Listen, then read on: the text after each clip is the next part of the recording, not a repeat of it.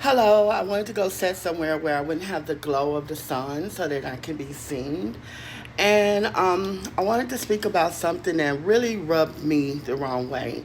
And it's this whole thing that's surrounding George Cedar and how he I don't know what you would call it, played a mole or said that he was transgendered or whatever his self identifying, just to expose how um, easy it is for anyone, any male, to self identify that may not really be living with gender dysphoria and have the freedom to walk into female spaces, which is truly wrong.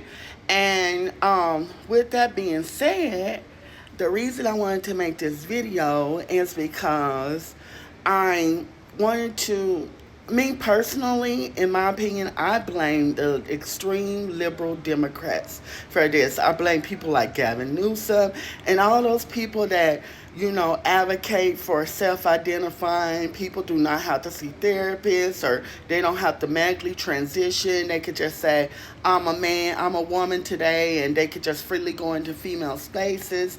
They don't have to put in any work or any time in. They can have a beard and all that foolishness. And I blame them for creating somebody like Josh to actually do detrimental harm to people like myself, transsexual people, who we're not afraid to say, because we get it. We're not afraid to say hi. I acknowledge I was born biological male. I get it. I acknowledge that I have to be respectful when I'm in female spaces. I don't want to compete in female sports. I don't want to step on anybody's toes. I don't feel like I'm greater than anyone. I don't feel like I'm lesser than anyone. And I do my best to be equal to everyone. And I just do my best to give out respect. I truly do. Hopefully, that same respect that I give out will be given back to me. With that being said, I also want to speak on that CNN segment with the Sarah. I don't know her last name, but the journalist Sarah, and they had a. I want to say he's conservative. They had a conservative radio host on there by the name of Shelley Winters, and he was speaking to his idea why he feels like that there is a sector, or there is a number, or there is a percentage of Black Americans, Hispanic Americans that are supporting Trump. And he's given his perspective on why he feels like there are Black Americans that are supporting Trump. And he spoke about the parable, I'm going to call it a parable, okay, that Malcolm X talked about, the field Negro and the house Negro. And he said African American. He was wanting to be politically correct, not to offend anyone, right? And immediately when he said that, oh, that other gentleman pounced on him, and they said, are you saying, I'm not going to repeat what he said, but because and he was saying, no, I'm just talking about the everyday hardworking American. I'm not talking about these PhDs, these liberal white people that are around, these affluent white, rich, liberal white people. I'm talking about the hardworking guy that works in a barber shop, or the guy that's delivering for FedEx, or the gentleman that's a manager of HEB or a store. I'm just talking about a guy that's not working, that has worked his way up, or a woman that has worked her way up, from grassroots, getting it out the mud, basically. And they have made their way. And these people are being affected by Bidenomics, by the inflation. And they're going back and they're thinking, hey, 2017, 18, 19, pre-pandemic, I was doing well under Trump's administration. With all, when Trump got in, y'all, I remember in 2017, there was talking about, it was so much fear put out towards Trump. And it had me apprehensive, to be honest. And then I lived through those years of Trump, and I was like, wow, these are some decent years. I can afford to keep clean drinking water. I can afford food. I can afford clothing. I can afford these things. And with that being said, now I feel like that parable that Malcolm X was talking about when I addressed the Democratic Party, master. That's what I'm going to call the Democratic Party, master. Master, it ain't my house that's on fire. Master, it's your house on fire that's burning down, Democratic Party, because y'all have taken so many black Americans' votes for granted. Y'all have elevated a few of the elites, but you haven't thought about everyday black people. So it ain't my house that's burning down, Master. It's your house that's burning down. And I do pray for a gust of wind to come through and inflame your house, even just burn up in flames. I do. Master, it ain't me that's sick. So it ain't we that's sick, Master. It's you that's sick. It's you that's sick because you have constantly lied to black Americans, to Hispanic Americans, the Democratic Party. You have lied to us and you have brought on so much foolery.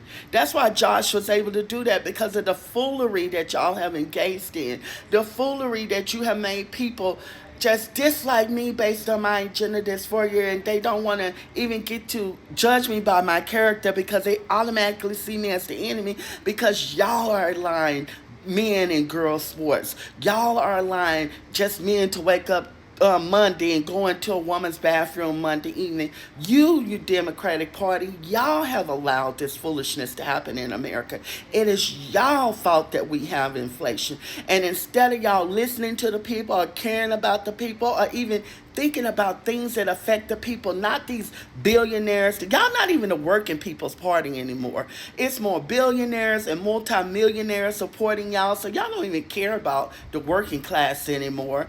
Trump does. So it is together. Y'all don't care about the working classes. So it's not us that's worried about if y'all burning down, working class Americans. It's not us that's worried about if y'all sick. We're glad that y'all are sick. We're glad that people are waking up. We're glad that strong black men are saying, hey, I'm a strong black father. I love my wife. I love God. And I don't want my daughter to work hard and study hard and get out there and practice and do what she needs to do to excel at her, whether it be track or whatever. And then here comes some biological male competing in her sport. I don't want my wife to be at a spa and here comes or in her gym and she goes into the bathroom and there's a man shaving. I don't want my wife to experience that.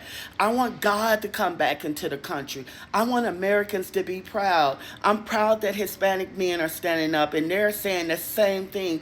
I'm proud that strong black women are saying enough is enough. So Democratic Party, the fact that your house is burning down, and speaking as a field Negro, I'm so glad your house is burning down. I do pray a gust of wind come through and continue to burn y'all down and expose you for who y'all truly are. Y'all are a threat to America because you don't care about the working class. You only care about globalism and making the rich richer. And that's the truth. You don't put America first. You don't put the American people first, because if you did, people like George Cedar wouldn't have been able to do what he did. And that was really detrimental to people like myself, true transsexuals that live with gender dysphoria. Whether people agree with us or not, I get it. Y'all have a right to your opinion. But it is what it is. And it's because of you, Democratic Party, extreme liberals like you. So yes, as a field Negro, I'm so happy that your house is burning down. And I do hope a gust of wind come there to continue to burn down. I'm so happy that you sick, because it ain't we sick, because you're being exposed for who you really are. So I'm so happy that you sick. And all those people that you got in your house that you clothe and you keep eating good because they sitting at your table and stuff, I want them to be exposed too. Because the truth about it, we have to get ready, we have to get energized, and we have to get out in great numbers on November 5th and early election, and on November 5th. I emphasize early election. Get out early election, vote, vote, vote. And on November 5th, get out in such a great number till they can't cheat.